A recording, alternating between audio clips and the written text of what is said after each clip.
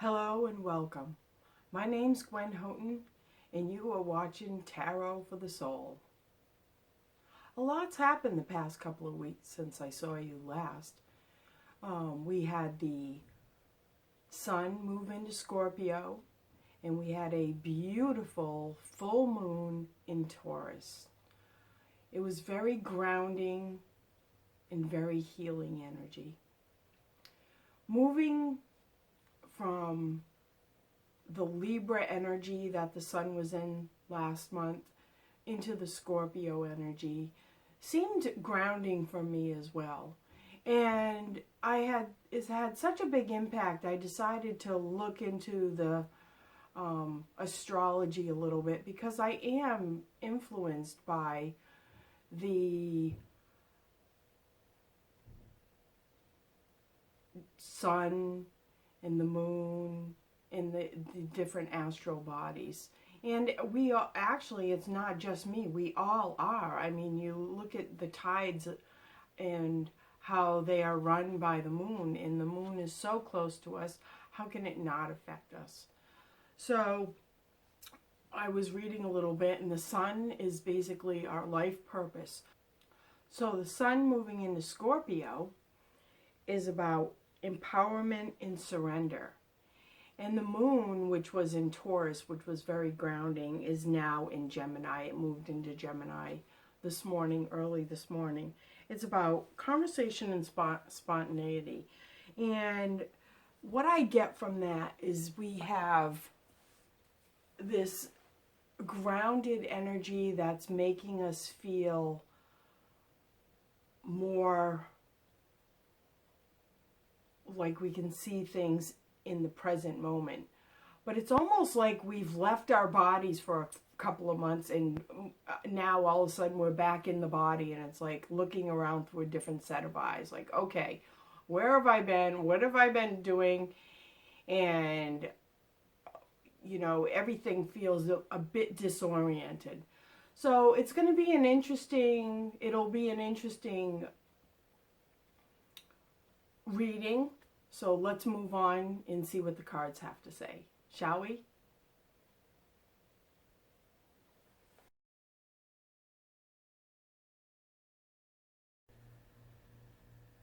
So today I'll be starting out with a visualization like I always do. And if you don't want to do the visualization, there'll be a timestamp that goes right to the reading. But for those of you who are interested, I have a beautiful selenite here today. And the selenite is very cleansing, and it's a very healing stone. I use it a lot when I'm doing Reiki on somebody. I'll put it under the table. Sometimes I'll put it under the table when I'm doing readings as well. It helps us access our past lives and our future lives. And what I find interesting about this is that if you focus on the selenite while you're doing the visualization today and clear your mind, I feel that this will help you to access information that will help you gain perspective on what it is that you're going through right now in this lifetime. And that's really the point of accessing the past lifetime or a future lifetime, is to be able to bring it into the present lifetime and utilize it, because this is the lifetime that we are in conscious awareness of right now. So it's very cool. It also is very balancing, and it's a beautiful stone. If you want to look more into it, it's called a selenite.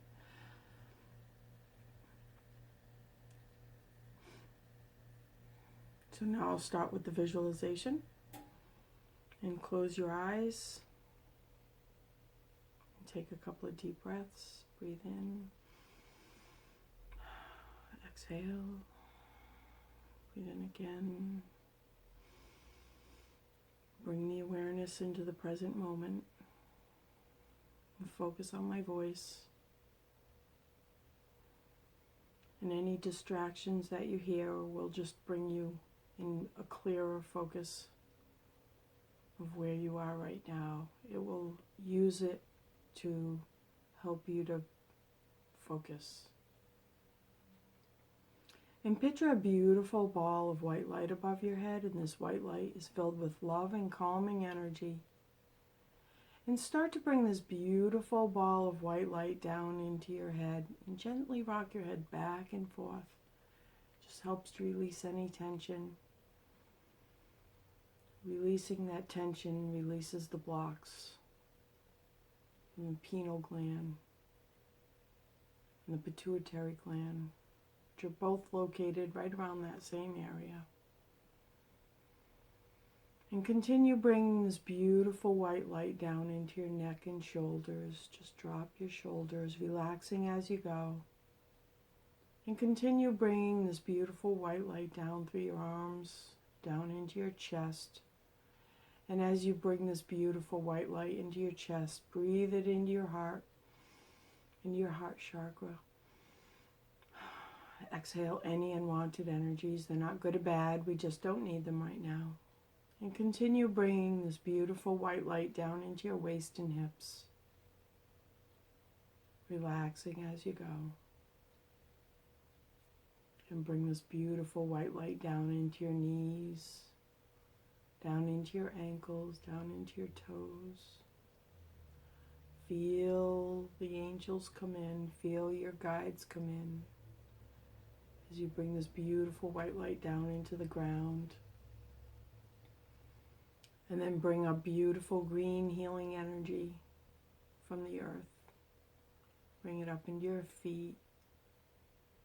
And this beautiful green healing energy continues up into your knees. Release and let go. As you bring this beautiful green healing energy up into your hips and waist. And I feel like there's extra attention that we need to put into our core right now. Give us the strength to make the decisions that we need to make. As we bring this beautiful green healing energy up into our chest, into our heart. Breathe it into your heart chakra. Exhale out through your arms. And this beautiful green healing energy continues up into your shoulders, up into your neck and head, all the way up into the heavens, and this connects us with all of the universe. That was a beautiful, beautiful visualization. I love it when I get visuals, and I had the angels come flying in, and it was like they were bringing this beautiful green cloak up all around the whole earth. Beautiful healing energy.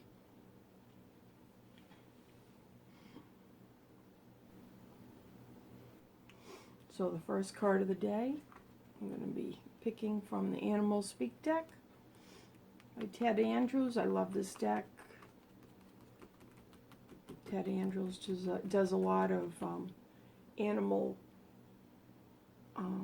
books on animals, symbolism on animals. And so the card of the day is the World. Number 21, Turtle. And it's Mother Earth and its new opportunities, which is so fascinating to me because, as I just said, I was picturing this beautiful green healing energy enveloping the whole entire earth. And here we get the World card. This is what's so cool about what I do. It's just amazing to me. And I don't even know what to say. I just feel so happy and so blessed to be here right now with you. And I want to be able to pass on some of that energy to you if you're feeling kind of low or feeling kind of glum right now and feeling a little bit confused. You know, and if you are in a happy place with me, then, you know, let's send that energy to the people that aren't doing so well right now, because there are a lot of new opportunities. We're in a brand new energy in a brand new cycle, as I said before, with the sun moving into Scorpio out of Libra. You know, the feeling I had the past month with the sun in Libra was that there was a balancing, but it was almost like being in court, and it was a bit judgmental and a bit harsh with all that Virgo energy intertwined with it. We still have some Virgo energy, but it seems much softer and much more subtle than it has been in the months of the month of October, and now we're moving into November on a much lighter note, thank God, because we have the holidays coming up. So yeah, anyway, very interesting to start with. And the next 5 cards.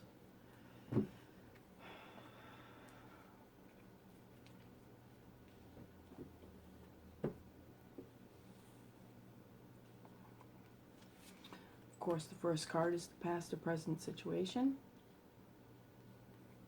Chariot, coming off those hard times,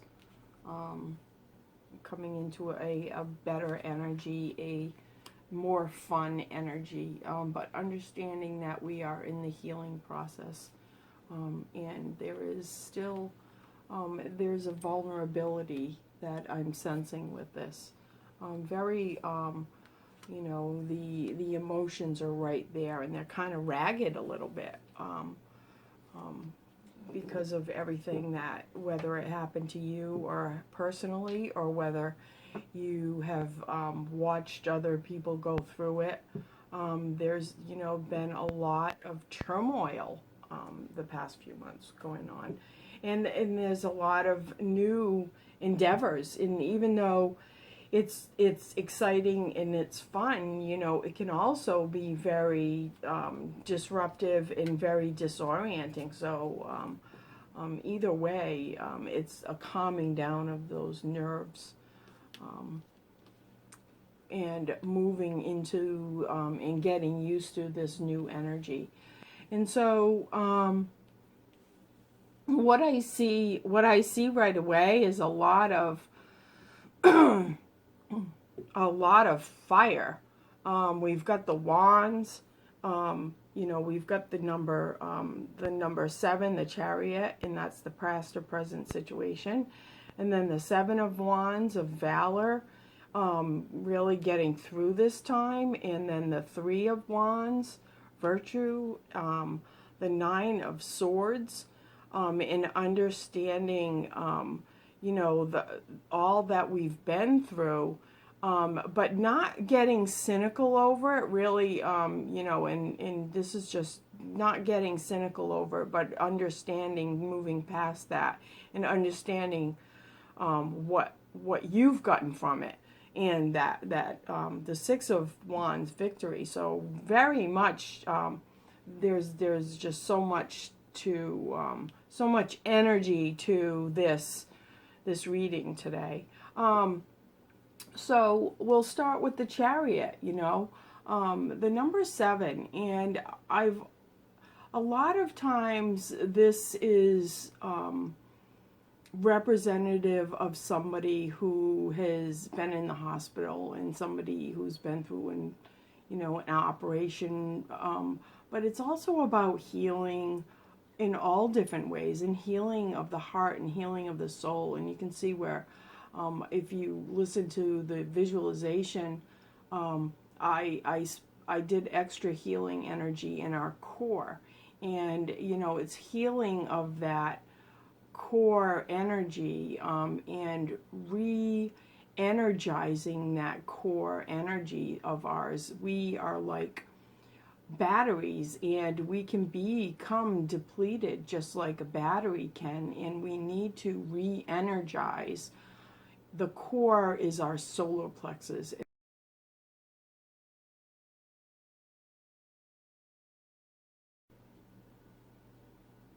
The solar plexus is our will,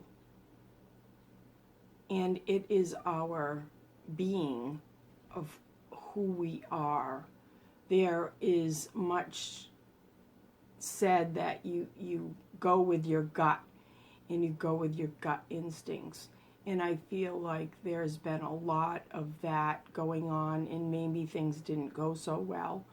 But the information or whatever happened had to happen for a reason. And even though it doesn't seem like you may have done the right thing, in the end, it, whatever it was, had to come out. And now it's about healing that and understanding that it's okay not to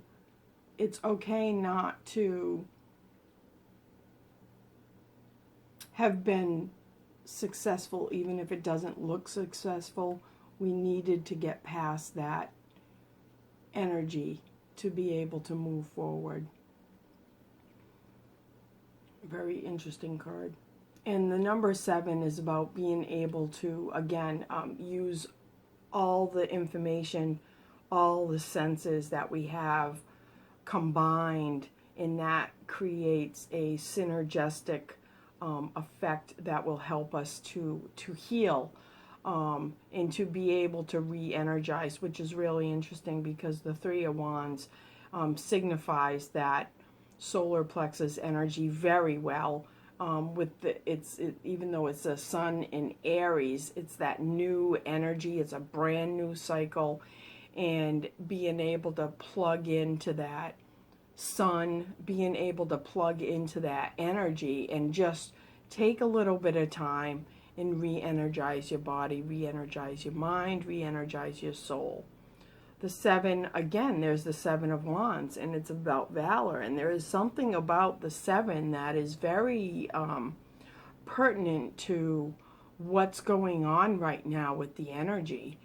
And just from my perspective, there is the different aspects of us that we have to deal with on a daily basis. We have the physical body, the mental body, the emotional body, the spiritual body, the energetic body, and then we have we call it the universal body, but then there's the spark, there is the all-seeing, there is the part of us that is observing all these different bodies, and that's where the number 7 comes in. And most people will go through their whole life not even understanding that, or not even thinking about that, and nobody's even brought up the subject that when you're observing something and you notice yourself observing, who's doing that observing? And that's when we can really start to analyze what's going on. That's when we can pull back, we can be a little bit dispassionate is the word that comes to mind. I don't even know what that means, but be able to pull back and be able to just see what's going on with new eyes and not be emotional about it and not get caught up in the gravity of the situation. Just see it and breathe and understand that you need to take this information and you need to drink it up. So, because it's going to help you to formulate ideas moving forward into this new energy of Scorpio.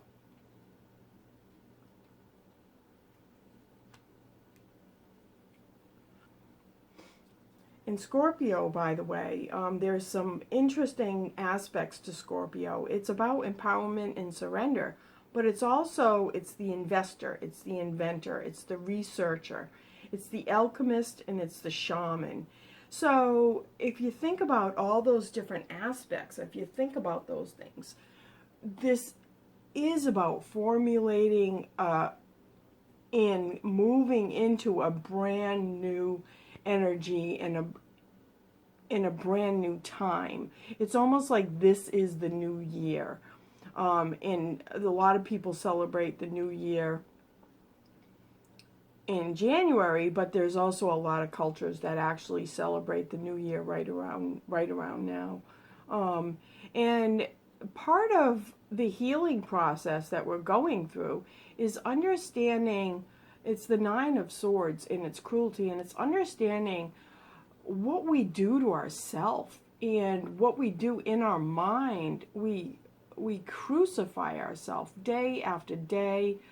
Um, you know what what a coulda shoulda, what I could have done, what I would have done, what I you know should have done, what and really just we beat ourselves up and pulverize ourselves to the point where we don't even have the energy to move forward, and we need to heal that. We need to get past that, because that is the ego, and the ego is, unfortunately, the ego tries to help us out, but then it gets fixated in the past, and it gets fixated on, this is what I did, this is how I had to get through, this is what happened to me, this is my story, and you get caught up in how that has shaped your life.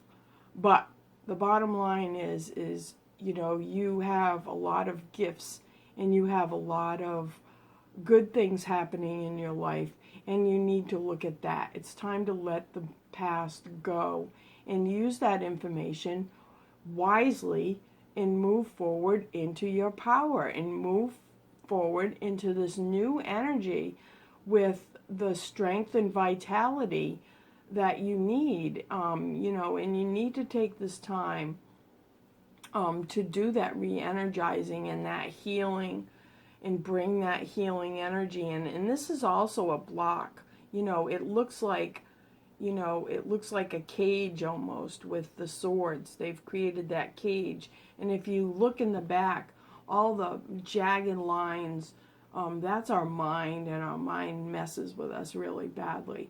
Our mind is a bit of a trickster, and that it will you know, keep us locked into that mind chatter. And that's the other thing, when we take the time to meditate, when we take the time to for ourselves, when we take the time to that whatever it is that quiets our mind, and we can re-energize, it quiets that chatter, and it quiets the ego a little bit.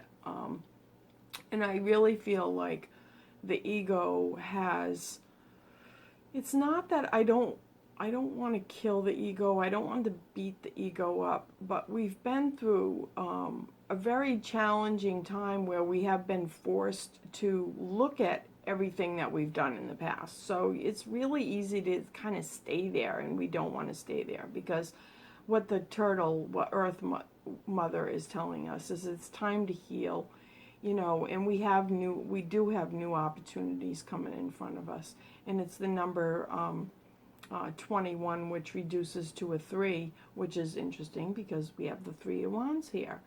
Very interesting. So, we look at the patterns, we look at the energy, feel the energy, feel what these cards have to say to you, because we can move into this month of November in the next 2 weeks, and feel like we have actually accomplished something. Like, yay, I feel lighter, I feel brighter, I get it, I understand what I did, I understand how I had to get through that, I understand that this is what I had to do to get through this. Sometimes the most stressful things that we had to do forced us to let go of things that we were not wanting to let go of. And but once we do let go of it, and we let it, it's like, what do they say? Let go, let God, or let spirit help you move forward. It's not about, there is a certain amount of surrender that happens, but this is about co-creation. So it's not surrender and just let the universe do whatever. This is surrender and allow spirit to help you. And to be able to do that, you need to be in contact with spirit. You have to have a connection with spirit. And that is what is going to really make a difference for you for the next 2 weeks. So I hope that this reading has helped you in some small way. I send you love and blessings for the next 2 weeks, moving into, and I will be talking to you around the new moon that's coming up, and just like I said, just give yourself a break. Just relax into it, and I know that October was kind of chaotic and unwieldy. You know, get in touch with Mother Earth and work with the selenite energy, the energy of the selenite, and and think about how this new world, this new opportunities, how they're going to manifest in your life. Bright blessings and farewell. Take what you will and leave the rest.